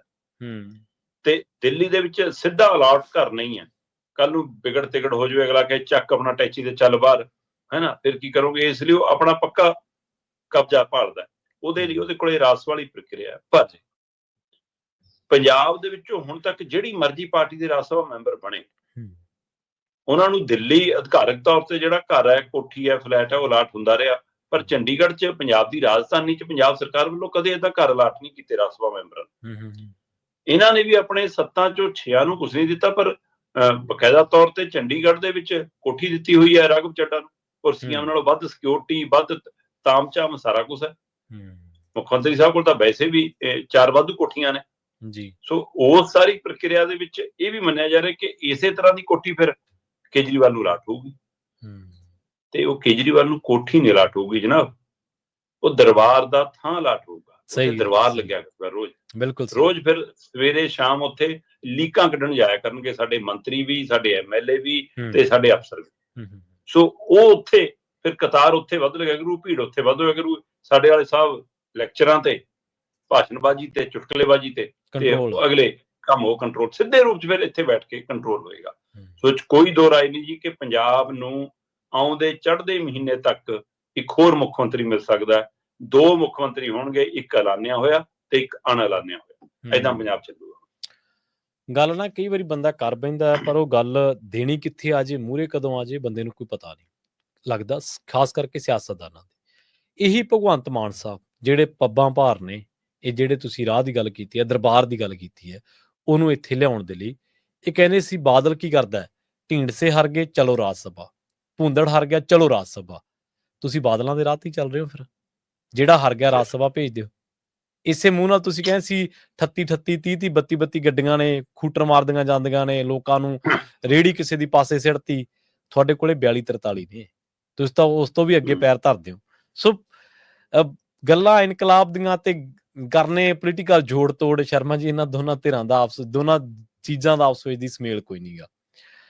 ਅਗਲੀ ਗੱਲ ਦੇ ਵੱਲ ਵਧੀਏ, ਸ਼ਰਮਾ ਗੱਲ ਕਰੀਏ ਅਗਲੀ ਖਬਰ ਦੇ ਵਿੱਚ, ਆਪਾਂ ਪੰਥਕ ਮਾਮਲਿਆਂ ਦੇ ਉੱਤੇ ਕਈ ਦਿਨਾਂ ਤੋਂ ਆਪਾਂ ਜਿਹੜੀ ਚਰਚਾ ਉਹ ਕਰ ਰਹੇ ਹਾਂ, ਲਗਾਤਾਰ ਕਈ ਦਿਨਾਂ ਤੋਂ ਆਪਾਂ ਇਹਦੇ ਬਾਰੇ ਗੱਲਬਾਤ ਕਰ ਰਹੇ ਹਾਂ, ਔਰ ਇਹ ਗੱਲਬਾਤ ਜ਼ਰੂਰੀ ਵੀ ਹੈ ਕਿਉਂਕਿ ਸੰਗਤ ਦੇ ਰੂਪ ਦੇ ਵਿੱਚ ਤੇ ਪੰਜਾਬੀ ਦੇ ਰੂਪ ਦੇ ਵਿੱਚ ਜਿੱਥੇ ਕਿਤੇ ਵੀ ਬੰਦਾ ਬੈਠਾ, ਉਹ ਪੰਥਕ ਰਾਜਨੀਤੀ ਦੇ ਨਾਲ ਅਟੁੱਟ ਨਹੀਂ ਹੋ ਸਕਦਾ, ਉਹ ਜੁੜਿਆ ਹੋਇਆ ਹੀ ਹੈ, ਕਿਸੇ ਵੀ ਤਰੀਕੇ ਨਾਲ ਟੁੱਟਣਾ ਬਹੁਤ ਔਖਾ ਹੈ। ਕੋਈ ਕਥਨ ਬੜਾ ਅੱਜ ਕੱਲ੍ਹ ਵਾਇਰਲ ਹੈ, ਕੋਈ ਗੱਲ ਬੜੀ ਵਾਇਰਲ ਹੈ, ਟਿੱਪਣੀ ਬੜੀ ਚਰਚਾ ਕਰਾ ਰਹੀ ਹੈ। ਉਹ ਕਹਿ ਰਹੀ ਹੈ ਕਿ ਹੁਕਮਨਾਮੇ ਵੀ ਬਦਲੇ ਜਾਣਗੇ ਤੇ ਜਥੇਦਾਰ ਵੀ। ਜਦੋਂ ਹੁਕਮਨਾਮੇ ਤੇ ਜਥੇਦਾਰ ਆਉਂਦੇ ਤਾਂ ਹਰ ਇੱਕ ਬੰਦਾ ਚੁਕੰਨਾ ਜ਼ਰੂਰ ਹੋ ਜਾਂਦਾ ਜੀ। ਬਿਲਕੁਲ ਪ੍ਰਵੀਨ ਜੀ, ਤੁਸੀਂ ਦਰੁਸਤ ਫਰਮਾਇਆ ਕਿ ਪੰਜਾਬ ਦੇ ਵਿੱਚੋਂ ਤੁਸੀਂ ਪੰਥਕ ਸਿਆਸਤ ਨੂੰ ਵੀ ਜੀ ਤੇ ਪੰਥਕ ਮੁੱਦਿਆਂ ਨੂੰ ਵੀ ਮੰਨਫੀ ਨਹੀਂ ਕਰ ਨਹੀਂ ਸਕਦੇ, ਕਰ ਸਕਦੇ, ਸਹੀ। ਔਰ ਉਹਦੀ ਚਰਚਾ ਵੀ ਹੈ ਤੇ ਉਹਦਾ ਫਿਕਰ ਵੀ ਹੈ। ਇਹ ਬਿਲਕੁਲ ਦੋ ਸਹੀ। ਪਹਿਲੂ ਨੇ। ਹਾਂਜੀ, ਇਸੇ ਕਰਕੇ ਮੈਂ ਇੱਕ ਚਿੰਤਨ ਚਰਚਾ ਸ਼ਬਦ ਹੈ ਕਿਹਾ ਤੇ ਨਾ। ਦੂਸਰਾ ਫਿਕਰ ਹੈ, ਕਿਉਂਕਿ ਹਾਂਜੀ। ਪੰਜਾਬ ਕੋਲ ਲੈ ਦੇ ਕੇ ਖੇਤਰੀ ਪਾਰਟੀ ਦੇ ਰੂਪ ਚ ਸ਼੍ਰੋਮਣੀ ਅਕਾਲੀ ਦਲ ਹੀ ਸੀ, ਜੀ ਜੀ, ਜਿਹੜਾ ਵੱਟਦਿਆਂ ਪਰਿਵਾਰਕ ਪਾਰਟੀ ਚ ਬਦਲ ਗਿਆ, ਤੇ ਅੱਜ ਵੀ ਪੰਜਾਬ ਲੋਚਦਾ ਹੈ ਕਿ ਸਾਡੇ ਕੋਲ ਆਪਣੀ ਸ਼੍ਰੋਮਣੀ ਅਕਾਲੀ ਦਲ ਹੋਵੇ। ਸਹੀ ਹੈ। ਅੱਜ ਵੀ ਪੰਥਕ ਧਿਰਾਂ ਤੋਂ ਲੈ ਕੇ ਪਿੰਡੂ ਖੇਤਰਾਂ ਦੇ ਵਿੱਚ ਬਾਤ ਜੋਈ ਜਾ ਰਹੀ ਹੈ ਕਿ ਕਿਸੇ ਤਰ੍ਹਾਂ ਸ਼੍ਰੋਮਣੀ ਅਕਾਲੀ ਦਲ ਮੁੜ ਸਰਜੀਤ ਹੋਵੇ, ਪਰ ਉਸ ਦੀ ਜਿਹੜੀ ਕੋਸ਼ਿਸ਼ ਹੈ ਉਹ ਲਗਾਤਾਰ ਇਹੀ ਹੈ ਕਿ ਬਾਦਲ ਦਲ ਸਰਜੀਤ ਹੋਵੇ। ਬਾਦਲ ਦਲ ਨੂੰ ਤਾਂ ਹੋ ਸਕਦਾ ਕਿ 1 ਮਾਰਚ ਨੂੰ ਨਹੀਂ 10 ਮਾਰਚ ਨੂੰ ਪ੍ਰਧਾਨ ਮਿਲ ਜੂਗਾ, ਪਰ ਪੰਜਾਬ ਨੂੰ ਸ਼੍ਰੋਮਣੀ ਅਕਾਲੀ ਦਲ ਕਦ ਮਿਲੂਗੀ ਇਹਦਾ ਜਵਾਬ ਅਜੇ ਨਹੀਂ ਮਿਲ ਰਿਹਾ। ਸਹੀ। ਹਾਂ, ਜਥੇਦਾਰ ਗਿਆਨੀ ਹਰਪ੍ਰੀਤ ਸਿੰਘ ਹੋਰੀ ਜਦੋਂ ਲਾਂਭੇ ਹੋਏ ਤਾਂ ਉਹਨਾਂ ਨੇ ਲੀਕ ਖਿੱਚੀ ਸੀ ਪੰਥਕ ਮਤਲਬ ਪਿੰਡ ਦੇ ਵਿੱਚ ਨਿਤਰਨ ਦੀ। ਅਚਾਨਕ ਇੱਕ ਦਿਨ ਉਹ ਚੰਦੂ ਮਾਜਰੇ ਹੋਰਾਂ ਨਾਲ ਵੀ ਸਟੇਜ ਤੇ ਨਜ਼ਰ ਆਏ। ਉਸ ਦਿਨ ਖਾਸੀ ਚਰਚਾ ਹੋਈ ਕਿ ਆਹ ਰਾਹ ਠੀਕ ਨਹੀਂਗਾ। ਸ਼ਾਇਦ ਉਹਨਾਂ ਨੇ ਫਿਰ ਉਹਨੂੰ ਦਰੁਸਤ ਕਰਨ ਦੀ ਕੋਸ਼ਿਸ਼ ਕੀਤੀ ਤੇ ਹੁਣ ਉਹ ਕਹਿੰਦੇ ਮੈਂ ਪਿੰਡ ਪਿੰਡ ਜਾਊਂਗਾ, ਹਰ ਪਿੰਡ ਦੇ ਵਿੱਚ ਅਲਖ ਜਗਾਊਂਗਾ ਕਿ ਬਈ ਆਪਾਂ ਅਕਾਲ ਤਖਤ ਸਾਹਿਬ ਦੇ ਰੁਤਬੇ ਨੂੰ ਬਹਾਲ ਕਰਨਾ, ਆਪਾਂ ਸਿੱਖ ਸਿਧਾਂਤ ਨੂੰ, ਸਿੱਖ ਮਰਿਆਦਾ ਨੂੰ ਬਹਾਲ ਕਰਨਾ, ਆਪਾਂ ਉਹ ਸਥਾਨ ਹਾਸਲ ਕਰਨ ਦੀ ਲੜਾਈ ਲੜਨੀ ਹੈ। ਤੇ ਮੈਂ ਨੌਜਵਾਨ ਪੀੜ੍ਹੀ ਨੂੰ ਅਪੀਲ ਕਰਦਾ ਕਿ ਤੁਸੀਂ ਫੋਨ ਤੇ ਸਮਾਂ ਬਹੁਤ ਬਿਤਾਉਂਦੇ ਹੋ, ਅੱਧਾ ਘੰਟਾ ਪੰਥਕ ਸੇਵਾ ਲਈ ਵੀ ਫੋਨ ਤੇ ਲਾਇਆ ਕਰੋ, ਫਿਰ ਆ IT UT ਸੈੱਲ ਸਾਰੇ ਉੱਡ ਜਾਣਗੇ ਕੱਖਾਂ ਵਾਂਗੂ। ਸੋ ਉਹ ਇੱਥੋਂ ਸ਼ੁਰੂ ਹੋ ਕੇ ਉਹ ਇਸ ਨੁਕਤੇ ਤੇ ਆਏ, ਕਹਿੰਦੇ ਕਿ ਆਉਂਦੇ ਦਿਨਾਂ ਦੇ ਵਿੱਚ ਇਤਿਹਾਸਕ ਪਿਛੋਕੜ 'ਚ ਝਾਤ ਮਾਰੋਗੇ ਤਾਂ ਉਹ ਵਰਤਾਰਾ ਫਿਰ ਦੁਹਰਾਇਆ ਜਾ ਸਕਦਾ ਹੈ ਕਿ ਇੱਥੇ ਜਥੇਦਾਰ ਵੀ ਬਦਲੇ ਜਾਣਗੇ ਤੇ ਇੱਥੇ 2 ਦਸੰਬਰ ਵਾਲੇ ਹੁਕਮਨਾਮੇ ਵੀ ਬਦਲੇ ਜਾਣਗੇ। ਪਰ ਵੀ ਇਹ ਹੁੰਦਾ ਹੈ ਜਦ ਤੋਂ ਜਿਹੜੀ ਧਿਰ ਕਾਬਜ ਹੋਈ, ਚਾਹੇ ਉਹ ਸ਼੍ਰੋਮਣੀ ਕਮੇਟੀ ਦੇ ਹਵਾਲੇ ਨਾਲ ਹੋਵੇ, ਚਾਹੇ ਪੰਜਾਬ ਦੀ ਸੱਤਾ ਦੇ ਹਵਾਲੇ ਨਾਲ ਹੋਵੇ, ਸੋ ਅਕਾਲੀ ਦਲ ਬਾਦਲ ਧਿਰ ਜਦ ਉਹਦੇ ਕੰਟਰੋਲ 'ਚ ਰਿਹਾ, ਖਾਸ ਕਰ ਜਦ ਤੋਂ ਸ਼੍ਰੋਮਣੀ ਕਮੇਟੀ ਉਹਦੇ ਕੰਟਰੋਲ 'ਚ ਹੈ, ਤਦ ਤੋਂ ਉਹਨਾਂ ਨੇ ਜਥੇਦਾਰਾਂ ਨੂੰ ਵੀ ਕੰਟਰੋਲ ਕੀਤਾ ਇੱਕ ਤਰ੍ਹਾਂ ਨਾਲ। ਤੇ ਇਸੇ ਲਈ ਫਿਰ ਜਥੇਦਾਰਾਂ ਨੂੰ ਘਰੇ ਬੁਲਾ ਕੇ ਵੀ ਹੁਕਮਨਾਮੇ ਹੁੰਦੇ ਨੇ, ਉਹ ਹੁਕਮ ਜਾਰੀ ਵੀ ਹੁੰਦੇ ਨੇ, ਤੇ ਜਿਹੜਾ ਆਪਣੇ ਹਿਸਾਬ ਨਾਲ ਨਹੀਂ ਚੱਲਦਾ ਉਹਨੂੰ ਹਟਾ ਵੀ ਦਿੱਤਾ ਜਾਂਦਾ, ਬਦਲੇ ਵੀ। ਉਹ ਉਦਾਹਰਨ ਆ ਕੇ ਗਿਆਨੀ ਹਰਪ੍ਰੀਤ ਸਿੰਘ ਤੱਕ ਖੜੀ ਆ ਪਿੱਛੋਂ ਦੁਨੀਆ ਦੀ। ਸੋ ਗਿਆਨੀ ਪੂਰਨ ਸਿੰਘ ਹੈ ਨਾ, ਭਾਈ ਰਣਜੀਤ ਸਿੰਘ ਹੈ ਨਾ, ਪ੍ਰੋਫੈਸਰ ਮਨਜੀਤ ਸਿੰਘ, ਇਹ ਗਿਆਨੀ ਹਰਪ੍ਰੀਤ ਸਿੰਘ, ਇਹ ਕੜੀ ਤੁਰੀ ਆ ਰਹੀ ਹੈ। ਤੇ ਹੁਣ ਇਸ ਕੜੀ ਦੇ ਵਿੱਚ ਗਿਆਨੀ ਹਰਪ੍ਰੀਤ ਸਿੰਘ ਕਹਿੰਦੇ ਵੀ ਕੱਲ ਅੰਮ੍ਰਿਤਸਰ 'ਚ ਸੰਬੋਧਨ ਕਰ ਰਹੇ ਸੀ, ਮੀਡੀਆ ਦੇ ਰੂਬਰੂ ਸੀ, ਉੱਥੇ ਉਹਨਾਂ ਨੇ ਗੱਲ ਕੀਤੀ ਕਿ ਆਉਂਦੇ ਦਿਨਾਂ 'ਚ ਜਥੇਦਾਰ ਵੀ ਹਟਾਏ ਜਾਣਗੇ ਤੇ 2 ਦਸੰਬਰ ਵਾਲੇ ਹੁਕਮਨਾਮੇ ਬਦਲੇ ਜਾਣਗੇ। ਠੀਕ ਹੈ। ਹੁਣ ਹੁਕਮਨਾਮੇ ਜਾਂ ਤਾਂ ਜਿਹੜੀ ਧਿਰ ਕਾਬਜ ਹੈ ਉਹਦੇ ਦਬਾਅ ਹੇਠ ਬਦਲੇ ਜਾਂਦੇ ਨੇ, ਜਾਂ ਫਿਰ ਜਦੋਂ ਸੰਗਤ ਦੀ ਆਵਾਜ਼ ਬਣ ਜਾਵੇ ਫਿਰ ਬਦਲੇ ਜਾਂਦੇ ਨੇ। ਹੁਣ ਅੱਜ ਦਾ ਦਬਾਅ ਵਾਲੀ ਉਹ ਖੇਡ ਚੱਲ ਰਹੀ ਹੈ। ਸੋ ਗਿਆਨੀ ਹਰਪ੍ਰੀਤ ਸਿੰਘ ਤੇ ਜਾਣ ਤੋਂ ਬਾਅਦ ਸਭ ਨੂੰ ਆਸ ਸੀ ਕਿ ਗਿਆਨੀ ਰਘਵੀਰ ਸਿੰਘ ਸਖਤ ਸਟੈਂਡ ਲੈਣਗੇ। ਹਾਂਜੀ ਹਾਂਜੀ, ਬਿਲਕੁਲ। ਉਹ ਥੋੜਾ ਜਿਹਾ ਰਿਐਕਟ ਕਰਦੇ ਨੇ, ਫਿਰ ਠੰਡੇ ਪੈ ਜਾਂਦੇ ਨੇ, ਹੈ ਨਾ। ਉਹ ਫਿਰ ਰਿਐਕਟ ਕਰਦੇ ਨੇ। ਹੁਣ 7 ਮੈਂਬਰੀ ਚੋਂ 5 ਮੈਂਬਰੀ ਕਮੇਟੀ ਜਦੋਂ ਰਹਿ ਗਈ, ਉਹਨਾਂ ਨੇ 5 ਨੇ ਪਹੁੰਚ ਕੀਤੀ, ਕਹਿੰਦੇ 2-3 ਦਿਨ ਦਿਓ ਬਸ, ਮੈਂ ਸਖਤ ਸਟੈਂਡ ਲੈ ਲੈਣਾ। ਤੇ ਉਹ 2-3 ਦਿਨ 5 ਦਿਨ ਟੱਪ ਗਏ ਜਨਾਬ, ਅਜੇ ਤੱਕ ਸਖਤ ਸਟੈਂਡ ਨਹੀਂ ਲਿਆ। ਤੇ ਹੁਣ ਕਈ ਤਰ੍ਹਾਂ ਕਹਿੰਦੀਆਂ ਸਟੈਂਡ ਲੈਣ ਨਾ ਲੈਣ, ਕਿਤੇ ਅਸਤੀਫਾ ਨਾਲ ਦੇ ਦੇਣ। ਇਹ ਵੀ ਪਹਿਲੂ ਹੈ। ਬੇਸ਼ੱਕ ਉਹ ਕਹਿ ਰਹੇ ਨੇ ਧਾਮੀ ਸਾਹਿਬ ਨੂੰ ਕਿ ਧਾਮੀ ਸਾਹਿਬ ਆਓ, ਤੁਸੀਂ 7 ਮੈਂਬਰੀ ਵੀ ਸਾਂਭੋ ਤੇ ਅਸਤੀਫਾ ਵੀ ਆਪਣਾ ਵਾਪਸ ਲਓ, ਪਰ ਆਪਣਾ ਪਤਾ ਨਹੀਂਗਾ ਕੀ ਹੋਣਾ। ਤੇ ਕੀ ਉਹ ਅਸਤੀਫਾ ਦੇ ਜਾਣਗੇ ਜਾਂ ਅਸਤੀਫਾ ਲੈ ਲਿਆ ਜਾਊਗਾ, ਜਾਂ ਉਹ ਸੱਚਮੁੱਚ ਜਥੇਦਾਰ ਵਾਲੀ ਭੂਮਿਕਾ 'ਚ ਆ ਜਾਣਗੇ, ਇਹ ਅਜੇ ਸਵਾਲ ਖੜਾ ਹੈ। ਹਾਂ, ਗਿਆਨੀ ਹਰਪ੍ਰੀਤ ਸਿੰਘ ਹੋਰਾਂ ਨੇ ਇਹ ਵੀ ਕਿਹਾ ਕਿ ਦਬਾਅ ਮੰਨੋ ਤਾਂ ਹੈ, ਦਬਾਅ ਨਾ ਮੰਨੋ ਤਾਂ ਨਹੀਂ। ਹੁਣ ਮੈਨੂੰ ਨਹੀਂ ਸਮਝ ਆਈ ਕਿ ਉਹਨਾਂ ਨੇ ਸੂਚੀ ਲਕਾਈ ਦੇ ਹਵਾਲੇ ਨਾਲ ਗੱਲ ਕੀਤੀ ਹੈ ਇਹ, ਜਾਂ ਗਿਆਨੀ ਰਘਵੀਰ ਸਿੰਘ ਨੂੰ ਜਾਂ ਐਡਵੋਕੇਟ ਹਰਿੰਦਰ ਸਿੰਘ ਧਾਮੀ ਨੂੰ ਸਾਹਮਣੇ ਰੱਖ ਕੇ ਗੱਲ ਕੀਤੀ ਹੈ, ਪਰ ਉਹ ਗੱਲ ਦੇ ਅਰਥ ਜ਼ਰੂਰ ਕਹਿ ਰਹੇ ਨੇ। ਇਸ ਸਾਰੀ ਪ੍ਰਕਿਰਿਆ 'ਚ ਧਾਮੀ ਸਾਹਿਬ ਨੂੰ ਮਨਾਉਣ ਦੀਆਂ ਕੋਸ਼ਿਸ਼ਾਂ ਅਜੇ ਵੀ ਜਾਰੀ ਨੇ। ਤੇ ਉਹ ਕਹਿੰਦੇ ਜੀ ਕਿ ਬਜਟ ਸੈਸ਼ਨ ਆ ਰਿਹਾ, ਇਜਲਾਸ ਆ ਰਿਹਾ ਬਜਟ ਸ਼੍ਰੋਮਣੀ ਕਮੇਟੀ ਦਾ ਵੀ, ਸੋ ਉਹਦੇ ਲਈ ਵੀ ਤਿਆਰੀਆਂ ਚੱਲ ਰਹੀਆਂ ਸੀਗੀਆਂ ਬਜਟ ਦੇ ਲਈ। ਤੇ ਅਜੇ ਤੱਕ ਅਸਤੀਫਾ ਪ੍ਰਵਾਨ ਨਹੀਂ ਹੈ ਧਾਮੀ ਸਾਹਿਬ ਦਾ। ਜੇ ਅਸਤੀਫਾ ਪ੍ਰਵਾਨ ਨਹੀਂ ਹੈ, ਫਿਰ ਦਸਤਖਤੀ ਕਾਰਵਾਈ ਤਾਂ ਧਾਮੀ ਸਾਹਿਬ ਦੇ ਹੱਥੋਂ ਹੀ ਹੋਏਗੀ। ਫਿਰ ਕੱਲ ਸਬ ਕਮੇਟੀ ਦੀ ਬੈਠਕ ਸੀ ਤੇ ਪੂਰੀ ਆਸ ਸੀ ਬਾਦਲ ਧਿਰ ਨੂੰ ਕਿ ਲੈ ਵੀ ਅਸੀਂ ਜਿੰਨਾ ਕੁ ਗੋਟੀਆਂ ਫਿੱਟ ਕੀਤੀਆਂ ਕਿ ਚਾਹੇ ਪ੍ਰਧਾਨਗੀ ਸਾਂਭਣ ਨਾ ਸਾਂਭਣ, ਪਰ ਸਬ ਕਮੇਟੀ ਦੀ ਇਜਲਾਸ ਵਾਲੀ ਜਿਹੜਾ ਬਜਟ ਸੈਸ਼ਨ ਵਾਲਾ ਇਹਨਾਂ ਦੀ ਪ੍ਰਕਿਰਿਆ, ਉਹਦੇ ਲਈ ਤਿਆਰੀ ਵਾਲੀ ਜਿਹੜੀ ਸਬ ਕਮੇਟੀ ਦੀ ਬੈਠਕ SGPC ਦੀ, ਉਹ 'ਚ ਆ ਜਾਣਗੇ ਧਾਮੀ ਸਾਹਿਬ। ਪਰ ਧਾਮੀ ਸਾਹਿਬ ਨਹੀਂ ਆਏ। ਚਲੋ ਕੋਈ ਗੱਲ ਨਹੀਂ, ਜੇ ਧਾਮੀ ਸਾਹਿਬ ਨਹੀਂ ਆਏ ਤਾਂ SGPC ਦੀਆਂ ਬਜਟ ਵਾਲੀਆਂ ਫਾਈਲਾਂ ਉਹਨਾਂ ਦੇ ਘਰੇ ਚਲੀ ਗਈਆਂ ਜੀ, ਤੇ ਘਰੋਂ ਬੈਠ ਕੇ ਕਾਰਵਾਈ ਹੋ ਗਈ। ਕੰਮ ਤਾਂ ਕਰ ਰਹੇ ਨੇ, ਉਹ ਬਿਨਾਂ ਤਨਖਾਹ ਤੋਂ ਕਰ ਰਹੇ ਨੇ। ਹੁਣ ਇਹ ਹੋ ਜਾਣਾ, ਪਰ ਉਹ ਕੰਮ ਅਕਾਲੀ ਦਲ ਬਾਦਲ ਧਿਰ ਤੱਕ ਕਰ ਰਹੇ ਨੇ। ਮੈਂ ਕਹਿੰਦਾ ਚੰਗੀ ਗੱਲ ਹੈ। ਸ਼੍ਰੋਮਣੀ ਕਮੇਟੀ ਸਾਡੀ ਸਰਮੋਰ ਸੰਸਥਾ ਹੈ, ਉਹਦੀ ਹੋਂਦ ਨੂੰ ਬਚਾਉਣਾ, ਉਹਦੇ ਰੁਤਬੇ ਨੂੰ ਬਚਾਉਣਾ ਜ਼ਿੰਮੇਵਾਰੀ ਹੈ। ਪਰ ਕੱਲੀ ਇੱਕ ਧਿਰ ਦੇ ਹੱਕ 'ਚ ਭੁਗਤਣਾ, ਇਹ ਸਵਾਲ ਪੰਜਾਬ 'ਚ ਵੀ ਚਰਚਾ 'ਚ ਹੈਗਾ ਹੂੰ ਕਿ ਧਾਮੀ ਸਾਹਿਬ ਤੁਹਾਤੋਂ ਉਮੀਦ ਸੀ ਕਿ ਤੁਸੀਂ ਅਕਾਲ ਤਖਤ ਸਾਹਿਬ ਦੇ ਹਵਾਲੇ ਖੜੋਗੇ, ਜੇ ਐ ਛੱਡ ਕੇ ਭੱਜ ਰਹੇ ਹੋ ਤਾਂ ਦੂਜੀਆਂ ਧਿਰਾਂ ਵੀ ਉਹਨਾਂ ਨੂੰ ਕਹਿ ਰਹੀਆਂ। ਸੋ ਧਾਮੀ ਸਾਹਿਬ ਦੀ ਵਾਪਸੀ ਸ਼ੰਕੇ ਸ਼ੁਭੇ ਨੇ। ਗਿਆਨੀ ਰਘਵੀਰ ਸਿੰਘ ਹੋਰਾਂ ਦੇ ਫੈਸਲੇ ਲੈਣ ਦੀ ਪ੍ਰਕਿਰਿਆ ਤੋਂ ਲੈ ਕੇ ਉਹਨਾਂ ਦੇ ਅਸਤੀਫੇ ਦੀ ਪ੍ਰਕਿਰਿਆ ਸਵਾਲਾਂ ਦੇ ਘੇਰੇ 'ਚ ਹੈ। ਤੇ ਹੁਣ ਮਤਲਬ ਗਿਆਨੀ ਹਰਪ੍ਰੀਤ ਸਿੰਘ ਦੇ ਬੋਲ ਕਿ ਜਥੇਦਾਰ ਵੀ ਬਦਲੇ ਜਾਣਗੇ ਤੇ ਹੁਕਮਨਾਮੇ ਵੀ, ਇਸ ਨੇ ਕਿਹਾ ਕਿ ਭਾਈ ਇਹ ਅਕਾਲੀ ਦਲ ਆਪਣਾ ਇਤਿਹਾਸ ਫਿਰ ਦੁਹਰਾ ਸਕਦਾ। ਜੀ ਬਿਲਕੁਲ। ਅਗਲੀ ਖਬਰ ਉਹਦੇ ਵੱਲ ਵਧੀਏ। ਸੀਬੀਐਸਈ ਦੇ ਨਾਲ ਜੁੜੀ ਇੱਕ ਬੜੀ ਅਹਿਮ ਖਬਰ ਆ ਰਹੀ ਹੈ, ਜਾਂ ਬੜਾ ਇੱਕ ਵੱਡਾ ਖੁਲਾਸਾ ਵੀ ਇਹਨੂੰ ਕਹਿ ਸਕਦੇ ਹਾਂ ਆਪਾਂ, ਕਿ ਜਿਹੜੀਆਂ ਬੋਰਡ ਦੀਆਂ ਕਲਾਸਾਂ ਹੁੰਦੀਆਂ ਨੇ ਕਿਸੇ ਵੀ ਬੋਰਡ ਦੇ ਵਿੱਚ, ਉਹਦੇ 'ਚ ਇਹਨਾਂ ਨੇ ਪੰਜਾਬੀ ਕੋਈ ਬਾਹਰ ਕੱਢਤੀ ਸੀਗੀ ਜੀ। ਪ੍ਰਵੀਨ ਜੀ, ਸੀਬੀਐਸਈ ਬੋਰਡ ਦੇਸ਼ ਭਰ ਦੇ ਵਿੱਚ ਆਪਣੇ ਸਕੂਲ ਚਲਾਉਂਦਾ ਜੀ। ਵੱਖ-ਵੱਖ ਪ੍ਰਾਈਵੇਟ ਸਰਕਾਰੀ ਅਜਿਹੇ ਸਕੂਲ ਨੇ ਜਿਨ੍ਹਾਂ ਨੂੰ ਸੀਬੀਐਸਈ ਬੋਰਡ ਵੱਲੋਂ ਮਾਨਤਾ ਹੈ। ਸੋ ਸਕੂਲ ਚੱਲਦੇ ਨੇ, ਉਹਨਾਂ ਸਕੂਲਾਂ ਦੇ ਵਿੱਚ ਹਰ ਸੂਬੇ ਦੇ ਹਵਾਲੇ ਨਾਲ ਜੋ ਪ੍ਰਕਿਰਿਆ ਹੈਗੀ ਉਵੇਂ ਚੱਲਦੀ ਸੀ ਜੀ। ਪਰ ਨਵੀਂ ਸਿੱਖਿਆ ਨੀਤੀ ਆਈ। ਆਪਾਂ ਕੱਲ ਪੰਜਾਬ ਦੇ ਵਿੱਚ ਚੱਲ ਰਹੇ ਜਿਹੜਾ ਸੈਸ਼ਨ ਸੀਗਾ 2 ਰੋਜ਼ਾ, ਉਹਦੇ ਬਾਰੇ ਵੀ ਗੱਲ ਕਰ ਰਹੇ ਸੀ ਕਿ ਭਾਈ ਚਰਚਾ ਤੁਸੀਂ ਕਰਦੇ ਹੀ ਨਹੀਂ, ਸਿੱਖਿਆ ਨੀਤੀ ਵਾਲਾ ਵੱਡਾ ਮਸਲਾ ਖੜਾ ਤੇ ਆਖਰ 25 ਤਰੀਕ ਦੇਰ ਸ਼ਾਮ ਨੂੰ ਇੱਕ ਨੋਟੀਫਿਕੇਸ਼ਨ ਕਹਿ ਲਈਏ, ਇੱਕ ਚਿੱਠੀ ਕਹਿ ਲਈਏ ਸੈਂਟਰਲ ਬੋਰਡ ਦੀ, ਕੇਂਦਰੀ ਜਿਹੜਾ ਬੋਰਡ ਹੈ ਇਹ, ਉਹਦੀ ਘੁੰਮਣ ਲੱਗੀ ਕਿ ਜੀ ਅਸੀਂ ਸੁਝਾਅ ਮੰਗੇ ਨੇ 9 ਮਾਰਚ ਤੱਕ, ਤੇ ਸੁਝਾਅ ਦਿੱਤੇ ਜਾਣ ਕਿ ਅਸੀਂ 2 ਪ੍ਰੀਖਿਆਵਾਂ ਲਿਆ ਕਰਨੀਆਂ ਬੋਰਡ ਦੀਆਂ ਕਲਾਸਾਂ ਦੀਆਂ, ਕਿ 10ਵੀਂ ਦੀਆਂ ਵੀ 12ਵੀਂ ਦੀਆਂ ਵੀ ਸਾਲ 'ਚ 2 ਵਾਰ ਬੋਰਡ ਦੀਆਂ ਕਲਾਸਾਂ ਦੀ ਪ੍ਰੀਖਿਆਵਾਂ ਹੋਇਆ ਕਰਨਗੀਆਂ। ਸੋ ਤੁਸੀਂ ਜਦੋਂ ਦੇਣਾ ਚਾਹੋ, ਕਿਵੇਂ ਦੇਣਾ ਚਾਹੋ, ਇਸ ਤਰ੍ਹਾਂ ਸੈਸ਼ਨ 2 ਵਾਰ ਚੱਲਿਆ ਕਰਨਗੇ, ਜਿਵੇਂ ਵਿਦੇਸ਼ਾਂ 'ਚ ਸ਼ਾਇਦ 2 ਵਾਰ ਚੱਲਦੇ ਆ ਸੈਸ਼ਨ, ਹੈ ਨਾ, ਕਿ ਉਸ ਤਰ੍ਹਾਂ। ਤੇ ਇਹ ਕਹਿੰਦੇ ਜੀ ਉਹਦੇ ਲਈ ਸੁਝਾਅ ਮੰਗਿਆ। ਜਦੋਂ ਸੁਝਾਅ ਵਾਲੇ ਪੰਨੇ ਪਰੋਲੇ ਜਾਂਦੇ ਸੀ, ਆ ਚਿੱਠੀ ਹੈ ਜਨਾਬ ਜੀ, ਇਹ 25/2/2025 ਨੂੰ ਜਾਰੀ ਹੋਈ ਚਿੱਠੀ ਹੈ। ਇਸ ਚਿੱਠੀ ਦੇ ਨਾਲ ਮੇਰੇ ਕੋਲ ਇਹਨਾਂ ਦਾ ਜੀ 10ਵੀਂ ਦਾ ਇਸ ਵਾਰ ਦਾ, ਮਤਲਬ ਤੁਸੀਂ ਕਹਿ ਸਕਦੇ ਹੋ ਕਿ ਉਹ ਹੈ ਜਿਹੜਾ ਨੰਬਰ ਹੁੰਦਾ ਜੀ ਦਿੱਤੇ ਪ੍ਰੀਖਿਆ ਦੀਆਂ ਡੇਟਾਂ ਆਉਂਦੀਆਂ ਨੇ, ਡੇਟ ਸ਼ੀਟ ਜਿਹਨੂੰ ਕਹਿੰਦੇ ਆ। ਅੱਛਾ, ਡੇਟ ਸ਼ੀਟ ਜੀ। ਹਾਂ, ਡੇਟ ਸ਼ੀਟ ਦੇ ਵਿੱਚ 17 ਮਾਰਚ 2025 ਨੂੰ ਪੰਜਾਬੀ ਦਾ ਪੇਪਰ ਹੈ। 004 ਕੋਡ ਹੈ ਜੀ ਉਹਦਾ। ਠੀਕ ਹੈ ਜੀ। 004 ਕੋਡ ਮਤਲਬ, ਹੈ ਨਾ, ਇਹਦੇ ਹਵਾਲੇ ਨਾਲ। ਹੁਣ ਇਹ ਮਾਰਚ 2025 ਦੀ ਪ੍ਰੀਖਿਆ, ਪਰ ਜਿਹੜੇ ਕੰਮ ਲਈ ਤੁਸੀਂ ਸੁਝਾਅ ਮੰਗ ਰਹੇ ਹੋ ਉਹ ਹੈਗਾ ਜੀ ਸੈਸ਼ਨ 2026 ਲਈ ਜੀ। ਸੋ ਤੁਸੀਂ ਕਹਿ ਰਹੇ ਹੋ ਕਿ ਸੈਸ਼ਨ 2026 ਦੇ ਲਈ ਸਾਨੂੰ ਸੁਝਾਅ ਦਿਓ।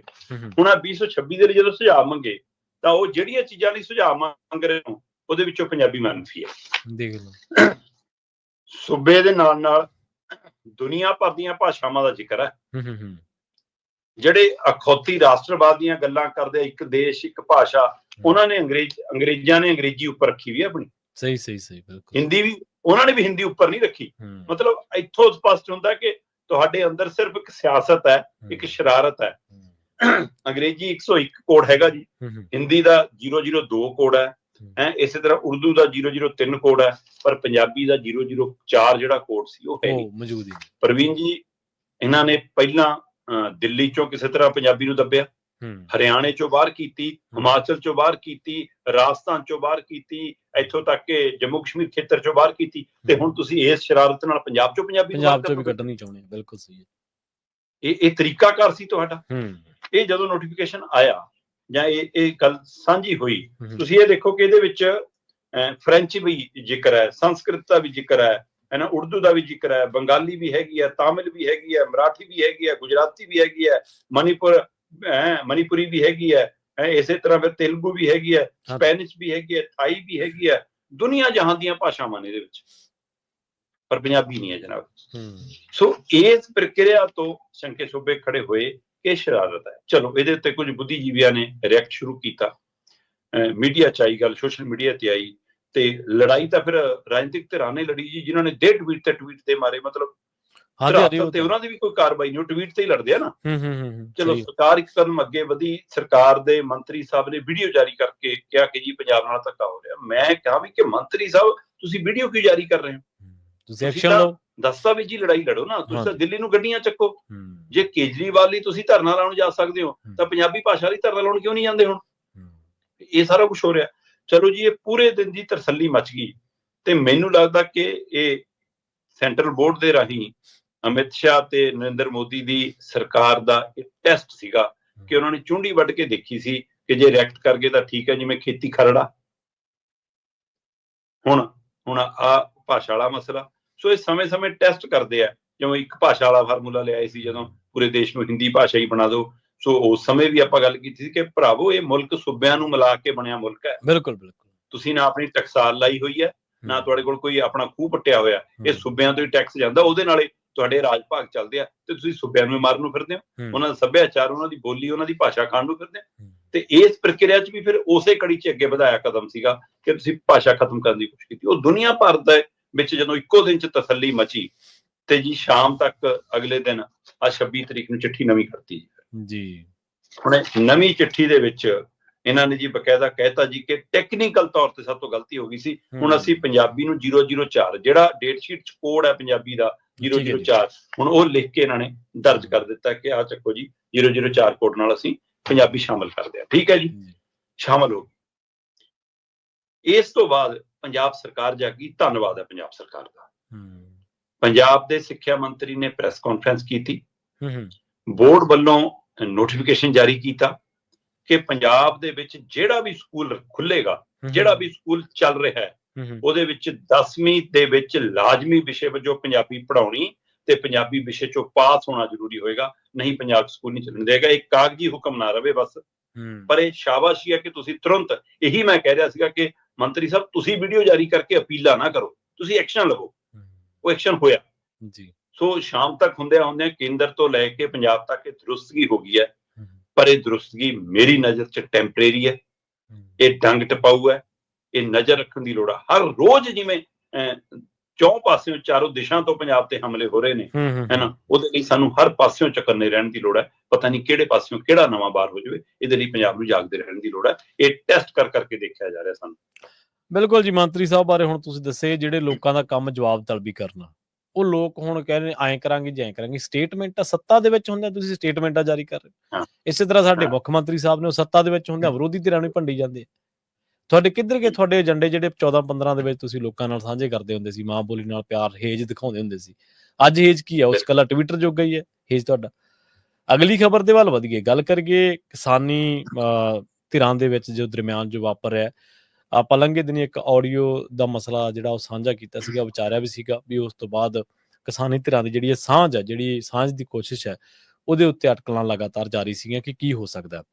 ਹੁਣ ਡੱਲੇਵਾਲ ਸਾਹਿਬ ਨੂੰ ਤਾਂ ਕਹਿੰਦੇ ਬੁਖਾਰ ਹੋ ਗਿਆ ਤੇ ਸਾਂਝ ਦੀ ਕੋਸ਼ਿਸ਼ ਦੇ ਲਈ ਅੱਜ ਫਿਰ ਬੈਠਕ ਹੋਣੀ ਹੈ। ਕੀ ਇਮਕਾਨ ਨੇ ਜੀ? ਕੀ ਲੱਗਦਾ ਬੈਠਕ ਦੇ ਵਿੱਚੋਂ ਨਿਕਲੂਗਾ ਕੁਛ? ਬਿਲਕੁਲ ਜੀ, ਲਗਾਤਾਰ ਦੱਸਿਆ ਜਾ ਰਿਹਾ ਕਿ ਜਗਜੀਤ ਸਿੰਘ ਡੱਲੇਵਾਲ ਹੋਰਾਂ ਦੀ ਸਿਹਤ ਵਿਗੜ ਰਹੀ ਹੈ। ਉਹਨਾਂ ਦਾ BP ਪਹਿਲਾਂ ਕਾਫੀ ਵੱਧ ਗਿਆ ਸੀ, ਫਿਰ ਹੁਣ ਦੱਸਿਆ ਜਾ ਰਿਹਾ ਕਿ ਉਹਨਾਂ ਨੂੰ ਤਾਪ ਖਾਸਾ ਚੜ੍ਹ ਰਿਹਾ, 103 104 ਡਿਗਰੀ ਬੁਖਾਰ ਦੱਸਿਆ ਜਾ ਰਿਹਾ ਤੇ ਕੋਈ ਕੀਟੋਨ ਰਿਪੋਰਟ ਹੁੰਦੀ ਹੈ ਉਹ ਪੋਜ਼ਿਟਿਵ ਆਈ ਹੈ ਉਹਨਾਂ ਦੀ। ਕਹਿੰਦੇ ਕਿ ਡਾਕਟਰੀ ਟਰਮ 'ਚ ਮੈਨੂੰ ਨਹੀਂ ਪਤਾ ਕਿ ਇਹਦਾ ਕੀ ਅਰਥ ਹੈ, ਪਰ ਇਹ ਜਨਤਕ ਹੋਇਆ ਉੱਥੋਂ ਪਹਿਲੂ ਕਿ ਜਿਹੜੇ ਉੱਥੇ ਡਾਕਟਰ ਉਹਨਾਂ ਦੀ ਨਜ਼ਰਸਾਨੀ ਕਰ ਰਹੇ ਨੇ ਕਿ ਜਿਹੜੇ ਟੈਸਟ ਹੋ ਰਹੇ ਨੇ ਉਹ 'ਚੋਂ ਕੀਟੋਨ ਰਿਪੋਰਟ ਵੀ ਉਹਨਾਂ ਦੀ ਪੋਜ਼ਿਟਿਵ ਆਈ ਹੈ। ਸੋ ਇਸ ਲਈ ਡੱਲੇਵਾਲ ਦੀ ਸਿਹਤ ਦੇ ਹਵਾਲੇ ਨਾਲ ਕਾਫੀ ਫਿਕਰਮੰਦੀ ਹੈ, ਕਿਉਂਕਿ 94ਵੇਂ ਦਿਨ 'ਚ ਦਾਖਲ ਹੋ ਗਿਆ ਅੱਜ ਮਰਨ ਵਰਤ।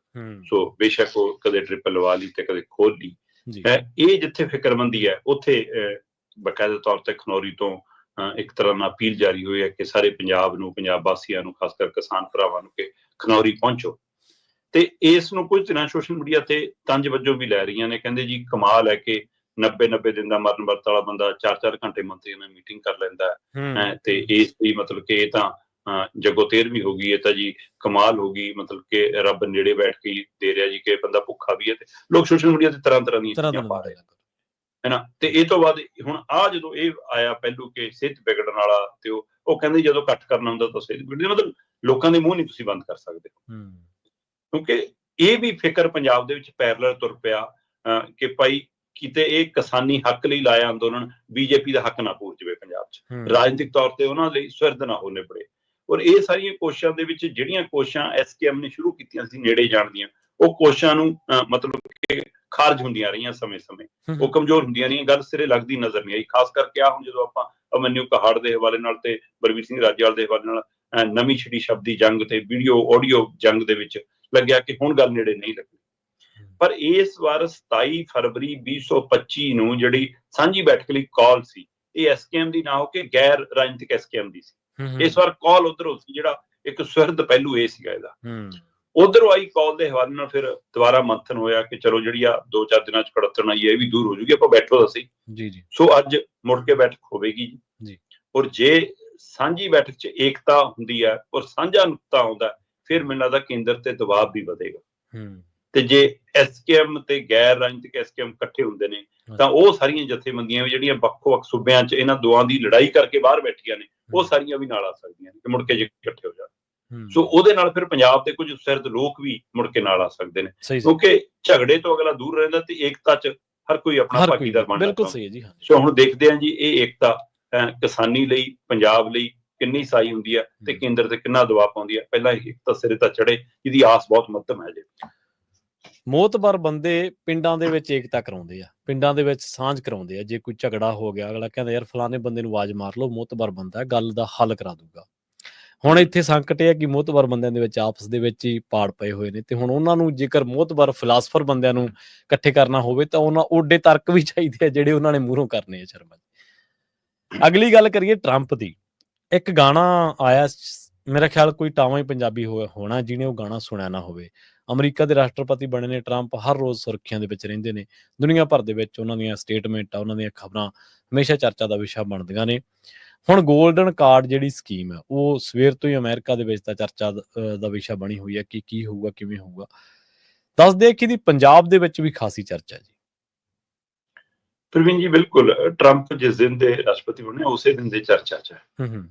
ਉਹ ਰੋਜ਼ ਕੋਈ ਨਵੀਂ ਕਲੋਲ ਕਰਦੇ ਆ ਤੇ ਉਹ ਕਲੋਲ ਫਿਰ ਖੂਬ ਚਰਚਾ ਹੁੰਦੀ ਹੈ। ਮੈਨੂੰ ਨਹੀਂ ਪਤਾ ਕਿ ਇਹ ਸਿਸਟਮ ਐਂ ਚੱਲੂਗਾ ਜਾਂ ਟੈਂਪਰੇਰੀ ਕੁਝ ਦੇਰ ਲਈ ਇਹ ਖੇਡ ਹੈ, ਜਾਂ ਇਹ ਅਮਰੀਕਾ ਲਈ ਫਾਇਦੇਮੰਦ ਹੋਊਗਾ ਜਾਂ ਨੁਕਸਾਨਦੇਹ ਹੋਊਗਾ, ਕਿੱਧਰ ਨੂੰ ਜਾਊਗੀ ਗੱਲ ਪਤਾ ਨਹੀਂ। ਪਰ ਫਿਕਰ ਅਮਰੀਕੀਆਂ ਨੂੰ ਵੀ ਹੈ ਤੇ ਫਿਕਰ ਦੁਨੀਆ ਭਰ ਦੇ ਲੋਕਾਂ ਨੂੰ ਵੀ ਹੈ। ਮੈਂ ਮਾਫ ਕਰਨਾ, ਮੈਂ ਤੁਹਾਡੀ ਗੱਲ ਰੋਕ ਦਿੱਤੀ। ਇੱਕ ਪੰਜਾਬੀ ਫਿਲਮ ਦਾ ਨਾ ਡਾਇਲੋਗ ਹੈ, ਸਾਡਾ ਮੁੰਡਾ ਤਾਂ ਇਦਾਂ ਹੀ ਕਰੂ। ਉਹ ਤਾਂ ਹੁਣ ਤੁਹਾਨੂੰ ਪਤਾ ਮਰਜ਼ੀ ਦੇ ਮਾਲਕ ਨੇ, ਅਮਰੀਕਾ ਦੇ ਰਾਸ਼ਟਰਪਤੀ ਨੇ, ਤੇ ਉਹ ਆਪਦੀ ਮੌਜ 'ਚ ਜਿਉਂ ਰਹੇ ਨੇ। ਉਹ ਕਹਿੰਦੇ ਕਿ ਨਾਰਾ ਤਾਂ ਦਿੱਤਾ ਸੀਗਾ ਮੇਕ ਅਮਰੀਕਾ ਗ੍ਰੇਟ ਅਗੇਨ, ਤੇ ਪਰ ਕਹਿੰਦੇ ਕਿ ਮੇਕ ਅਮਰੀਕਨ ਹੈਪੀ। ਉਹ ਖੁਸ਼ ਜ਼ਰੂਰ ਕਰ ਰਹੇ ਨੇ ਲੋਕਾਂ ਨੂੰ ਅੱਜ ਕੱਲ੍ਹ ਤਰ੍ਹਾਂ ਦੀਆਂ ਚੀਜ਼ਾਂ ਕਰਕੇ। ਨਹੀਂ, ਅੱਜ ਕੱਲ੍ਹ ਮਸਕ ਉਹਨਾਂ ਦੇ ਨਾਲ ਨੇ ਤੇ ਉਹਦੇ ਨਾਲ, ਕਿਉਂਕਿ ਉਹਨਾਂ ਦੀ ਟੀਮ, ਮੈਂ ਦੇਖ ਰਿਹਾ ਸੀ ਐਲਨ ਮਸਕ ਦੀ ਟੀਮ ਵੀ ਕਾਫੀ ਅਸਤੀਫੇ ਦੇ ਗਈ ਹੈ ਕੁਛ, ਜਿਹੜੀ ਉਹਨਾਂ ਦੇ ਨਾਲ ਸਰਕਾਰ ਸੀਗੇ, ਕੁਝ ਨੁਮਾਇੰਦੇ 20-21 ਨੁਮਾਇੰਦੇ ਸ਼ਾਇਦ ਕੰਮ ਛੱਡ ਗਏ ਨੇ ਕਿ ਵੀ ਅਸੀਂ ਨਹੀਂ ਇਸ ਸ਼ਰਤਾਂ ਤੇ ਕੰਮ ਕਰ ਸਕਦੇ। ਚਲੋ, ਪਰ ਉਹ ਚੱਲ ਰਿਹਾ ਜੀ ਕੰਮ ਉਹਨਾਂ ਦਾ। ਉਸੇ ਕੰਮ ਦੇ ਵਿੱਚ ਹੁਣ ਉਹ ਨਵਾਂ ਫਾਰਮੂਲਾ ਲਿਆਏ ਕਿ ਵੀ ਆਹ ਜਿਹੜਾ ਅਮਰੀਕੀ ਗੋਲਡਨ ਕਾਰਡ ਹੈ ਨਾ, ਇਹਨੂੰ ਅਸੀਂ ਨਵੇਂ ਤਹਿਤ ਲਿਆ ਰਹੇ ਹਾਂ। ਜੇ ਨਾਗਰਿਕਤਾ ਲੈਣੀ ਹੈ ਤਾਂ ਭਾਰਤੀ ਕਰੰਸੀ ਦੇ ਵਿੱਚ 44 ਕਰੋੜ ਜਾਂ ਅਮਰੀਕੀ ਕਰੰਸੀ ਦੇ ਵਿੱਚ ਸ਼ਾਇਦ $5 ਮਿਲੀਅਨ ਬਣਦੇ ਆ ਕਿ ਇਹ ਲਿਆਓ ਤੇ ਗੋਲਡਨ ਕਾਰਡ ਲਾਓ ਤੇ ਸਿਟੀਜ਼ਨਸ਼ਿਪ ਲੈ ਲਓ। ਮਤਲਬ ਇੱਕ ਪਾਸੇ ਤੁਸੀਂ ਕਹਿ ਰਹੇ ਹੋ ਅਸੀਂ ਗੈਰ ਕਾਨੂੰਨੀ ਇੱਥੋਂ ਕੱਢਣੇ ਆ ਜੀ, ਤੇ ਉਹ ਗੈਰ ਕਾਨੂੰਨੀ ਜੇ ਪੈਸੇ ਦੇ ਦੇਣਗੇ ਫਿਰ ਉਹ ਕਾਨੂੰਨੀ ਹੋ ਜਾਣਗੇ। ਫਿਰ ਮਤਲਬ ਬੇਸ਼ੱਕ ਕਿਹਾ ਜਾ ਰਿਹਾ ਕਿ ਕਾਗਜ਼ ਪੱਤਰ ਚੈੱਕ ਕਰਾਂਗੇ, ਬੈਕਗਰਾਉਂਡ ਚੈੱਕ ਕਰਾਂਗੇ, ਆਪਾਂ ਨੂੰ ਪਤਾ ਹੀ ਹੈ ਨਾ ਕਿ ਫਿਰ ਸਭ ਤੋਂ ਬੜਾ ਰੁਪਈਆ ਫਿਰ ਉਹਦੇ ਥੱਲੇ ਸਾਰੇ ਕੁਝ ਦਬ ਜਾਂਦਾ, ਫਿਰ ਕਾਗਜ਼ ਪੱਤਰ ਵੀ ਠੀਕ ਹੋ ਜਾਣਗੇ ਅਗਲਿਆਂ ਦੇ। ਪਰ ਜਿੱਥੋਂ ਤੱਕ ਇਹ ਪਹਿਲੂ ਹੈ, ਇਹ ਪਹਿਲਾਂ ਵੀ ਅਮਰੀਕਾ ਇੱਕ ਯੋਜਨਾ ਚਲਾਉਂਦਾ ਸੀ, ਸ਼ਾਇਦ EB-5, ਤੁਸੀਂ ਇਹਨੂੰ ਕਲੀਅਰ ਕਰ ਸਕਦੇ ਹੋ, EB-5 ਵੀਜ਼ਾ ਸਕੀਮ ਸੀ। ਇਹ ਉਹਦੇ ਨਾਲ ਹੁਣ 5 ਗੁਣਾ ਮਹਿੰਗੀ ਹੈ ਜਨਾਬ। ਉਹਦੇ ਵਿੱਚ ਤਾਂ ਸਿਰਫ ਮਤਲਬ 9 ਕਰੋੜ ਵੀ ਲੱਗਦਾ ਸੀ, 9.25 ਕਰੋੜ, ਸ਼ਾਇਦ 8 ਕਰੋੜ 75 ਲੱਖ ਭਾਰਤੀ ਕਰੰਸੀ ਦੇ ਹਵਾਲੇ ਨਾਲ ਮਿਲ ਜਾਂਦੀ ਸੀ ਅਮਰੀਕੀ ਨਾਗਰਿਕਤਾ। ਜਾਂ ਆਪਾਂ ਜੇਕਰ ਗੱਲ ਕਰੀਏ ਤਾਂ ਉਹ ਸ਼ਾਇਦ ਮਤਲਬ ਕਿ ਇਹਦਾ ਬਹੁਤ ਘੱਟ ਬਣਦੀ ਹੈ, ਉਹ ਤਾਂ ਮਿਲੀਅਨ ਦੇ ਵਿੱਚ ਵੀ ਜੇ ਮੈਂ ਗੱਲ ਕਰਾਂ ਤਾਂ ਉਸ ਹਵਾਲੇ ਨਾਲ ਮਤਲਬ ਕਿ ਇਹ ਉਹਦੇ ਨਾਲੋਂ 5 ਗੁਣਾ ਜ਼ਿਆਦਾ ਇਹ ਰਾਸ਼ੀ ਸ਼ਾਇਦ। ਸੋ 5 ਗੁਣਾ ਵਧਾ ਕੇ 44 ਕਰੋੜ ਤੱਕ ਜਾ ਰਹੀ ਹੈ। ਹੁਣ ਜਿਹੜੇ 40 ਲੱਖ ਲਾ ਕੇ ਜਾ ਰਹੇ ਸੀ ਪੰਜਾਬ ਚੋਂ, ਉਹਨਾਂ ਦੇ ਹਵਾਲੇ ਨਾਲ ਵੀ ਪੰਜਾਬ ਦੇ ਕਈ ਲੋਕ ਨੂੰ ਸਮਝਾਉਣੇ ਸੀ ਕਾਕਾ ਜੇ 40 ਲੱਖ ਹੈਗਾ ਤਾਂ ਉੱਥੇ ਜਾਣ ਦੀ ਕੀ ਲੋੜ ਹੈ। ਅਗਲਾ ਥੋੜਾ ਦੇਖਦਾ ਕਿ ਅਗਲਾ ਕਿਵੇਂ ਲਾ ਕੇ ਜਾ ਰਿਹਾ, ਕਿਵੇਂ ਲੋਨ ਲੈ ਕੇ ਜਾ ਰਿਹਾ, ਕੀ ਕਰਕੇ ਜਾ ਰਿਹਾ, ਤੇ ਉਹ ਕਿਉਂ ਜਾ ਰਿਹਾ ਜ਼ਿੰਦਗੀ ਸੁਖਾਲੀ ਬਣਾਉਣ ਲਈ। ਪਰ ਮੈਂ ਦਾਅਵੇ ਨਾਲ ਕਹਿਣਾ ਪ੍ਰਵੀਨ ਜੀ, ਜਦੋਂ ਇਹ ਯੋਜਨਾ ਆ ਗਈ ਨਾ ਤਾਂ ਭਾਰਤ ਚੋਂ ਹੋ ਸਕਦਾ ਪੰਜਾਬ ਚੋਂ ਵੀ ਕੋਈ ਇਹੋ ਜਿਹਾ ਨਿਤਰਿਆ ਵੀ ਕਿਹਾ ਚੱਕੋ ਜੀ 44 ਕਰੋੜ, ਤੇ ਫਿਰ ਮੀਡੀਆ ਉਹਦੇ ਮਗਰ ਮਾਈਕ ਲੈ ਕੇ ਭੱਜੂਗਾ, ਪਹਿਲਾ ਬੰਦਾ ਜਿਹਨੇ ਅਮਰੀਕਾ ਦੀ ਨਾਗਰਿਕਤਾ ਲਈ ਜੀ, ਪਹਿਲੇ ਪੰਜਾਬੀ ਨੇ ਲਓ ਜੀ ਠੋਕਤਾ, ਝੰਡਾ ਕੱਢਤਾ ਜੀ, ਮਤਲਬ ਉਧਰ ਨੂੰ ਭੱਜਣ। ਸੋ ਇਸ ਲਈ ਇਹ ਜਿਹੜੀ ਹੋੜ ਹੈ, ਇਹ ਟਰੰਪ ਵੀ ਸਮਝਦਾ ਹੈ ਕਿ ਇਹ ਦੁਨੀਆ ਦੇ ਲੋਕ ਅਮਰੀਕਾ ਕਨੀ ਨੂੰ ਭੱਜਣਗੇ। ਹੋ ਸਕਦਾ ਹੈ ਕਿ ਇਹ ਪੈਸੇ ਇਕੱਠੇ ਕਰਨ ਤੱਕ ਦੀ ਯੋਜਨਾ ਹੋਵੇ, ਹੋ ਸਕਦਾ ਹੈ ਕਿ ਆਪਣੀ ਦੁਨੀਆ ਭਰ ਚ ਆਪਣੀ ਧੌਂਸ ਦਿਖਾਉਣ ਦੀ ਪ੍ਰਕਿਰਿਆ ਵੀ ਹੋਵੇ, ਹੋ ਸਕਦਾ ਹੈ ਕਿ ਅਮਰੀਕਾ ਆਉਂਦੇ ਦਿਨਾਂ ਚ ਜਿਸ ਸਥਿਤੀ ਵੱਲ ਨੂੰ ਵੱਧ ਰਿਹਾ, ਆਰਥਿਕ ਕਮਜ਼ੋਰੀ ਵੀ, ਰਾਜਨੀਤਿਕ ਕਮਜ਼ੋਰੀ ਵੀ, ਉਹਦੇ ਡਰ ਫਿਕਰ ਚੋਂ ਵੀ ਇਹ ਯੋਜਨਾ ਹੋਵੇ। ਇਹ ਮੈਨੂੰ ਨਹੀਂ ਪਤਾ, ਤੁਸੀਂ ਤੇ ਤੁਹਾਡੇ ਸਰਦ ਸਾਥੀ ਇਹਦੇ ਬਾਰੇ ਵੱਧ ਜਾਣਦੇ ਹੋਣਗੇ। ਪਰ ਪੰਜਾਬ ਦੇ ਵਿੱਚ ਇਹ ਨਵੀਂ ਗੋਲਡਨ ਕਾਰਡ ਵੀਜ਼ਾ ਯੋਜਨਾ ਦੀ ਖੂਬ ਚਰਚਾ ਜੀ ਕਿ ਲਓ ਜੀ ਹੁਣ ਅਮਰੀਕਾ ਦੇ ਨਾਗਰਿਕ 44 ਕਰੋੜ ਖਰਚ ਕੇ ਵੀ ਬਣਿਆ ਜਾ ਸਕਦਾ। ਹਾਂਜੀ ਬਿਲਕੁਲ, ਪਰ ਤੁਸੀਂ ਇਹ ਵੀ ਦੇਖੋ ਸ਼ਰਮਾ ਜੀ ਕਿ ਏਡੀਆਂ ਵੱਡੀਆਂ ਰਕਮਾਂ ਹੈ ਕਿਹਨਾਂ ਦੇ ਕੋਲ, ਉਹ ਅਮੀਰਾਂ ਦੇ ਕੋਲ ਹੀ ਨਹੀਂ ਨਾ। ਜਿਹੜੇ ਅਮੀਰਾਂ ਦੀ ਤੁਸੀਂ ਸ਼ੁਰੂਆਤ ਕੀਤੀ ਸੀ ਗੱਲ ਦੀ, ਐਲਨ ਮਸਕ, ਅੱਜ ਕੱਲ ਉਹ ਅਮਰੀਕਾ ਦੇ ਵਿੱਚ ਵੀ ਵਿਰੋਧ ਹੋ ਰਿਹਾ, ਗੱਲ ਚਰਚਾ ਚੱਲ ਰਹੀ ਹੈ ਵੀ ਉਹ ਬੰਦਾ ਮੀਟਿੰਗਾਂ ਦੇ ਵਿੱਚ ਕੀ ਕਰਦਾ। ਹੁਣ ਭਾਰਤ ਦੇ ਵਿੱਚ ਤਾਂ ਇਹੀ ਕਿਹਾ ਜਾਂਦਾ ਸੀ ਨਾ ਕਿ ਅਡਾਨੀ ਤੇ ਅੰਬਾਨੀ ਰਨ ਕਰ ਰਹੇ ਨੇ, ਪਰ ਉਹ ਮੀਟਿੰਗਾਂ ਦੇ ਵਿੱਚ ਜਾ ਕੇ ਤਾਂ ਨਹੀਂ ਨਾ ਬਹਿੰਦੇ ਸੀ। ਚਲੋ ਹੋ ਸਕਦਾ ਕੋਈ ਹੋਰ ਤਰੀਕੇਕਾਰ ਦੇ ਨਾਲ ਬੈਠੇ ਹੋਣ ਮੀਟਿੰਗ ਦੇ ਵਿੱਚ, ਪਰ ਉਹ ਸ਼ਰੇਆਮ ਫਿਜ਼ੀਕਲੀ ਤਾਂ ਨਹੀਂ ਸੀ ਬੈਠ ਸਕਦੇ ਇਸ ਤਰ੍ਹਾਂ ਮੀਟਿੰਗਾਂ ਦੇ ਵਿੱਚ, ਪਰ ਉਹ ਤਾਂ ਬੈਠੇ ਨੇ। ਪਰ ਇਹ ਵੀ ਹੈ ਕਿ ਚਲੋ ਰਾਹ ਖੁੱਲ ਰਿਹਾ, ਉਹਨਾਂ ਲਈ ਹਾਂਜੀ, ਵੀ ਰਾਹ ਖੁੱਲ ਰਿਹਾ। ਹਾਂਜੀ ਬਿਲਕੁਲ। ਪਰ ਇਹ ਗੱਲ ਜ਼ਰੂਰ ਹੈ ਕਿ 44 ਕਰੋੜ ਅੱਜ ਕਿਸੇ ਮਾਤੜ ਦੇ ਘਰੇ ਨਹੀਂ ਪਿਆ। 44 ਕਰੋੜ ਰੁਪਈਆ ਇਕੱਠਾ ਕਰਨਾ ਤੇ ਉਹਦੇ ਲਈ ਕਾਨੂੰਨੀ ਤੇ ਗੈਰ ਕਾਨੂੰਨੀ ਤਰੀਕੇ ਵੀ ਲੋਕ ਅਪਣਾਉਣਗੇ। ਸੋ ਆਪਾਂ ਨੂੰ ਪਤਾ ਹੈ ਕਿ ਕਿਸ ਤਰੀਕੇ ਦੇ ਨਾਲ, ਸ਼ਾਰਟ ਤਰੀਕੇ ਦੇ ਨਾਲ ਲੋਕ ਪੈਸਾ ਕਮਾਉਂਦੇ ਨੇ। ਉਹਨਾਂ ਦੇ ਲਈ ਬੜੇ ਰਾਹ ਨੇ, ਬੜੇ ਤਰ੍ਹਾਂ ਦੀ ਚੀਜ਼ਾਂ ਨੇ, ਉਹ ਕਰ ਸਕਦੇ ਨੇ ਜਿਹਨਾਂ ਨੇ ਕਰਨਾ ਹੈ। ਪਰ ਇਹ ਗੱਲ ਜ਼ਰੂਰ ਹੈ ਤੁਹਾਡੀ ਗੱਲ ਕਿ ਇੱਕ ਵਾਰੀ ਫਿਰ ਅਮੀਰਾਂ ਨੂੰ ਇਕੱਠੇ ਕਰਨ ਦਾ ਜਿਹੜਾ ਉਹ ਜ਼ਰੂਰ ਹੈ, ਜਾਂ ਵੇਚਣ ਦੀ ਗੱਲ, ਜਿਵੇਂ ਸਕੀਮਾਂ ਵੇਚਦੀਆਂ, ਕੰਪਨੀਆਂ ਵੇਚਦੀਆਂ ਕਿ ਆਹ ਲੈ ਲਓ, ਆਹ ਲੈ ਲਓ, ਉਸ ਤਰੀਕੇ ਦੇ ਨਾਲ ਦੇਖਿਆ ਜਾ ਰਿਹਾ। ਖੈਰ, ਅਮਰੀਕਾ ਦੀ ਇਮੀਗ੍ਰੇਸ਼ਨ ਪਹਿਲਾਂ ਬੜੀ ਲਿਬਰਲ ਤੇ ਬੜੀ ਨਰਮ ਕਹੀ ਜਾਂਦੀ ਹੁੰਦੀ ਸੀ ਕਿਸੇ ਟਾਈਮ, ਪਰ ਅੱਜ ਇਮੀਗ੍ਰੇਸ਼ਨ ਦੇ ਮਾਮਲੇ ਤੇ ਟਰੰਪ ਚੋਣ ਜਿੱਤੇ ਨੇ ਤੇ ਉਹਨਾਂ ਨੇ ਸਖਤੀ ਦਿਖਾ ਦਿੱਤੀ ਇੱਕ ਵਾਰੀ ਦੁਨੀਆ ਨੂੰ। ਬਹੁਤ ਬਹੁਤ ਧੰਨਵਾਦ ਸ਼ਰਮਾ ਜੀ ਤੁਹਾਡਾ ਇਹਨਾਂ ਖਾਸ ਖਬਰਾਂ ਤੇ ਖਾਸ ਜਾਣਕਾਰੀਆਂ ਦੇ ਲਈ। ਬਹੁਤ ਸ਼ੁਕਰੀਆ ਜੀ, ਪ੍ਰੋਗਰਾਮ ਖਬਰ ਤੇ ਨਜ਼ਰ ਨੂੰ ਆਪਾਂ ਇੱਥੇ ਸਮਾਪਤ ਕਰਾਂਗੇ। ਆਪਣੇ ਨਾਲ ਜੁੜੇ ਸਨ ਪੰਜਾਬ ਤੋਂ ਸੀਨੀਅਰ ਪੱਤਰਕਾਰ ਦੀਪਕ ਸ਼ਰਮਾ ਚਨਾਰਥਲ ਜੀ, ਜਿਨ੍ਹਾਂ ਦੇ ਨਾਲ ਆਪਾਂ ਕਈ ਅਹਿਮ ਖਬਰਾਂ ਨੂੰ ਲੈ ਕੇ ਚਰਚਾ ਕੀਤੀ ਹੈ। ਅਸੀਂ ਆਸ ਕਰਦੇ ਹਾਂ, ਉਮੀਦ ਕਰਦੇ ਹਾਂ ਕਿ ਤੁਹਾਨੂੰ ਇਹ ਪ੍ਰੋਗਰਾਮ ਜ਼ਰੂਰ ਪਸੰਦ ਆਇਆ ਹੋਵੇਗਾ। ਪੰਜਾਬੀ ਰੇਡੀਓ ਯੂਐਸਏ ਤੇ ਪ੍ਰੋਗਰਾਮਾਂ ਦਾ ਸਿਲਸਿਲਾ ਲਗਾਤਾਰ ਜਾਰੀ ਹੈ। ਪੰਜਾਬੀ ਰੇਡੀਓ ਯੂਐਸਏ ਦਾ ਅਫੀਸ਼ੀਅਲ ਫੇਸਬੁੱਕ ਪੇਜ ਤੇ YouTube ਚੈਨਲ ਨੂੰ ਸਬਸਕ੍ਰਾਈਬ ਕਰਨਾ ਨਾ ਭੁੱਲਿਓ। ਅਸੀਂ ਕਲਿੱਪਸ ਦੇ ਰੂਪ ਦੇ ਵਿੱਚ ਕੁਝ ਖਾਸ ਖਬਰਾਂ ਪੰਜਾਬੀ ਟੀਵੀ ਯੂਐਸਏ ਦੇ ਪੇਜ ਦੇ ਉੱਤੇ ਵੀ ਅਪਲੋਡ ਕਰਦੇ ਹਾਂ। ਤੁਸੀਂ ਉਸ ਚੈਨਲ ਨੂੰ ਜਾ ਕੇ ਵੀ ਸਬਸਕ੍ਰਾਈਬ ਜ਼ਰੂਰ ਕਰ ਲਿਓ। ਬਹੁਤ ਬਹੁਤ ਧੰਨਵਾਦ। ਸਤਿ ਸ਼੍ਰੀ ਅਕਾਲ।